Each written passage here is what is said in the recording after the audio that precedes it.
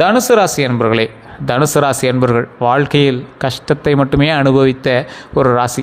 ஒரு அற்ப பிறவி அப்படின்னு சொல்லுவாங்க. யாருக்காக பிறந்தோன்னே தெரியல, எதுக்கு பிறந்தாங்கன்னே தெரியல அப்படின்லாம் சொல்லுவாங்கள்ல, அந்த மாதிரி ஒரு பிறவி. குடும்பத்துக்காகவே உழைச்சி, மாடாக உழைச்சி, அப்படியே ரொம்ப தேஞ்சு போய் வாழ்ந்த ஒரு ராசி அப்படின்னா தனுசு ராசி தான். தனுசு ராசிக்காரர்கள் ஈக்குவல் டு அவங்க ஃபேமிலி. அந்த ஒரு ஆள் வந்து ஒட்டுமொத்த ஃபேமிலிக்கு ஈக்குவல். அந்த ஒரு ஆள் உழைப்பில் அந்த ஃபேமிலியே ரன் ஆகும். அந்த ஒரு ஆள் உழைப்பில் தான் மிகப்பெரிய விஷயங்களும் கட்டுப்பாட்டுக்குள்ளடங்கும். அவர் ஒரு வார்த்தை சொன்னார் அப்படின்னா அங்கே வந்து எல்லாமே ஸ்ட்ரகிள் ஆகி நிற்கும். இந்த தனுசு ராசிக்காரர்கள் பிடிவாத குணம் பிடித்தவர்கள். அவ்வளோ சீக்கிரம் எங்களை வந்து கவர் பண்ணிட முடியாது, அவ்வளோ சீக்கிரம் எங்களை வந்து அட்ராக்ட் பண்ணிட முடியாது, அவ்வளோ சீக்கிரம் எங்களை வந்து ஏமாற்றிட முடியாது. ஆனால் தனுசு ராசிக்காரர்களுக்கும் ஒரு குறிப்பிட்ட காலகட்டத்தில் ஏமாந்த தருணங்களும் உண்டு.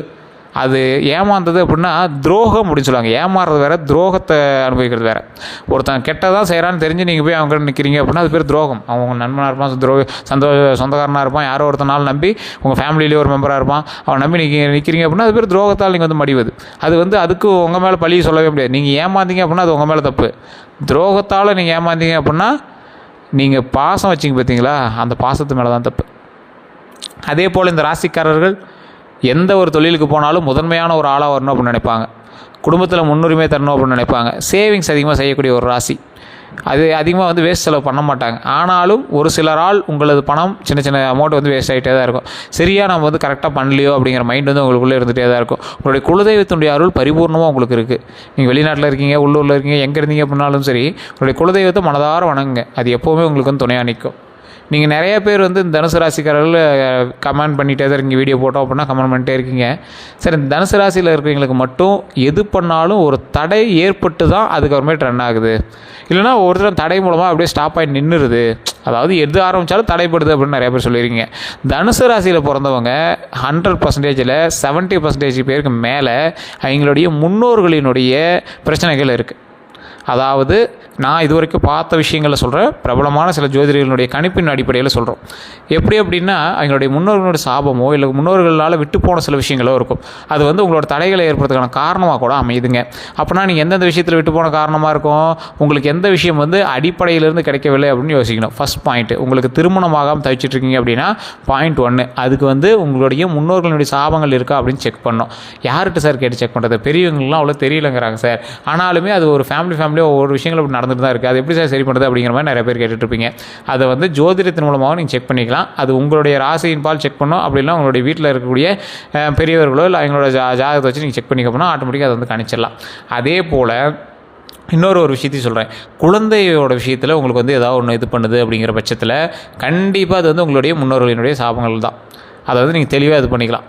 ஏன் அப்படின்னு கேட்டிங்கன்னா, குழந்தை விஷயமோ திருமண விஷயமோ ஒரு புது உறவு, உங்களோட பரம்பரையில் புது உறவு உருவாகணும்னா யாருக்கு மூலமாக வரணும்? உங்கள் மூலமாக வரணும். அது யார் அருள் புரியணும்? உங்களுடைய குலதெய்வம் அருள் புரியணும்.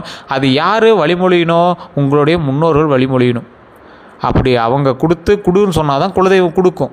அப்போ தடைப்படுது அப்படின்னா உங்களுடைய முன்னோர்களால் அவர்களுடைய முன்னோர்களுக்கு ஏதோ ஒரு விஷயம் வந்து தவறாக செய்யப்பட்டது அப்படின்னு அர்த்தம். ஸோ அந்த விஷயத்தை சரி பண்ணணும். அதை சரி பண்ணிட்டீங்க அப்படின்னா ஆட்டோமேட்டிக்காக நன்மைகள் நடக்கும். இது 2 விஷயம் தானே சார்? உடல் ரீதியான உபாதையோ அல்லது பண ரீதியான விஷயங்களோ மன ரீதியான சில தடங்கல்களோ இருக்குது. அது எப்படி சார் சரி பண்ணுறது அப்படின்னா, இது 3க்கும் வந்து பார்த்திங்கன்னா உங்களுக்கும் முன்னோர்களுக்கும் சம்மந்தம் கிடையாது. இது நல்லா தெளிவாக புரிஞ்சுக்குவாங்க. ஃபஸ்ட்டு சொன்ன 2 தான், திருமணம், குழந்தை உறவு, புதிய உறவுகளுக்கு மட்டும்தான் அது வந்து பொருந்தும்.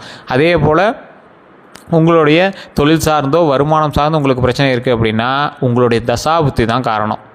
இதை வந்து நீங்கள் நல்லா ஞாபகம் வச்சுக்கலாம். அதே போல் சார் என்ன தான் உழைச்சாலும் அவுட்புட்டே கிடைக்கல அப்படிங்கிறவங்க உங்களோட உழைப்பில் தப்பு இருக்கா அப்படின்னு செக் பண்ணிக்கலாம். அதுக்கு வந்து உங்களோட நட்சத்திர பலன்கள் காரணம். நட்சத்திர பலன்கள் என்ன சார்? இவரோட குணாதிசயம், இந்த ஆள் இப்படி தான் இருப்பான். யாராவது வியாபாரத்துக்கு வந்தால் கூட சிடுசிடுன்னு பேசுவான், அதனால் வியாபாரம் நடக்கலை. அப்போ காரணம் என்ன? நீங்கள் சிடுசிடுன்னு பேசுறது. அது உங்களை வந்து ஒன்றும் சொல்ல முடியாது. அது உங்களுடைய ராசியில் உங்களுடைய நட்சத்திரத்தினுடைய பண்பு நலன்களாக இருக்கலாம். அதை வந்து நீங்கள் கொஞ்சம் கொஞ்சமாக சரி பண்ணிட்டீங்க அப்படின்னா ஆட்டோமேட்டிக்காக சரியாகி. என்ன பண்ணாலும் நட்சத்திரத்தினுடைய பண்புணங்கள் உள்ளே இருக்கக்கூடிய இதை மாற்ற முடியாது. கடலுக்கு வலை போட்டு மாற்ற முடியுமா? கடல் மேலே கலர் போட்டு வேறு கலராக மாற்ற முடியுமா? அந்த மாதிரி தான். அது நீங்கள் கண்ணில் என்ன பார்த்தா வேறு மாதிரி தெரியுமே தவிர ஆட்டோமேட்டிக்காக உங்களோட இது வெளியே வந்துடும்.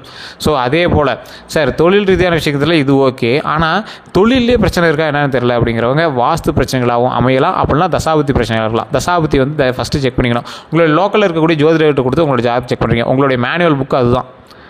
இந்த ஆள் இப்படி தான் மேக் பண்ணியிருக்காங்க அப்படிங்கிற மேனுவல் புக்கு அதுதான். எந்த தசாபத்தில் நீ எப்படி நடந்துக்குவேன், அப்போ மற்ற ராசிகள் உனக்கு எப்படி உறுதுணையாக அமையுது. சார் நிறைய பேர் ஜோதிடர்கள் சொன்ன மாதிரி நடக்கலையே சார் அப்படிம்பீங்க. சார் ஜோதிடர்கள் சொன்ன மாதிரி நடக்கலை அப்படின்னா ஃபஸ்ட்டு நீங்கள் ஜோதிடர்கள் மேலே சந்தேகப்படுறதை விட்டுட்டு ஃபஸ்ட்டு நல்லா தெரிஞ்சுவாங்க. ஜோதிடம் அப்படிங்கிறது உண்மை. ஜோதிடர்கள் வேணால் பொய்யா இருக்கலாம். ஃபஸ்ட்டு எதுக்கும் உங்களுடைய ஜாதகத்தை மட்டும் நீங்கள் செக் பண்ணுறதை விட்டால் உங்களுடைய பையனோ உங்களுடைய குழந்தைகளோ அல்லது உங்களுடைய தாய் தந்தையரோட ஜாதகத்தை செக் பண்ணும். ஒரு உங்களுக்கு லாட்ரி டிக்கெட் அடிக்க போகிற அளவுக்கு வந்து ஒரு கணிப்பு வந்து செக் பண்ணி ஒருத்தர் சொல்லிட்டாரு அப்படின்னா உங்களுக்கு வந்து அது தடைப்பட்டிருக்கு அப்படின்னா அதுக்கு முக்கியமான காரணம் நீங்கள் மட்டும் கிடையாது, உங்களோடு பிரயாணிக்கக்கூடிய இன்னொரு ராசி அதை தடுக்கிறது அப்படின்னு அர்த்தம். அப்போ அந்த தடுக்கக்கூடிய ராசி யாருது அப்படின்னு செக் பண்ணுவோம். உங்களுக்கு பிறந்த குழந்தையோ இல்லை உங்களை பிறப்பித்த தெய்வங்களோ அவங்களுடைய ராசி வந்து ஏதாவது வந்து உங்களை வந்து ஸ்டாப் பண்ணுதா அப்படிங்கிறது செக் பண்ணிக்கணும். அவங்களுடைய ராசிகள் வந்து உங்களை மோதும் பட்சத்தில் தனுசு ராசி அடிப்பணியும். ஸோ தனுசு ராசி வந்து கொஞ்சம் வெயிட் பண்ணி தான் செயல்படும். அப்போ ஆட்டோமேட்டிக்காக நீங்கள் ஜோதிடத்தை தப்பாக சொல்லியோ ஜோதிடர் தப்பாக சொல்லியோ பிரயோஜனம் இல்லை. உங்களுக்கு தெரியாத ஒரு அவுட்புட் வந்து உங்களை தடுக்குது அப்படின்னு அர்த்தம். ஸோ அதை நீங்கள் மைண்டில் நல்லா ஞாபகம் வச்சுக்கோங்க. இதுக்கு தசாபத்தியும் பொருந்தும், உங்களோட பிரயாணிக்கக்கூடிய மற்ற ராசியினுடைய அடிப்படையான விஷயங்களும் பொருந்தும். சரி சார், இது எல்லாம் ஓகே, இது எல்லாமே கரெக்டாக இருக்குது. இனி வரக்கூடிய காலகட்டங்கள் எப்படி இருக்குது அப்படின்னா தனுசு ராசிக்காரர்கள் எச்சரிக்கையாக இருக்க வேண்டிய ஒரு விஷயம் குடும்ப ரீதியான விஷயம். உங்களை பற்றி ஒரு உண்மை வந்து வெளியே வரதுக்கான வாய்ப்புகள் இருக்குது. அந்த உண்மை வெளியே வரும்போது நீங்கள் அதுக்கு தகுந்த மாதிரி நீங்கள் செயல்பட்டுக்குவீங்க. உங்கள் மேலே சின்ன சின்ன கோவங்கள் வரும். உங்களால் சின்ன சின்ன ஃபேமிலியில் இஷ்யூஸ் வந்து இருக்கிறதுக்கான வாய்ப்புகள் இருக்குது. அந்த பிரச்சனைலாம் வந்து சால்வ் பண்ணிக்கிறதுக்கான வழியை பாருங்கள்.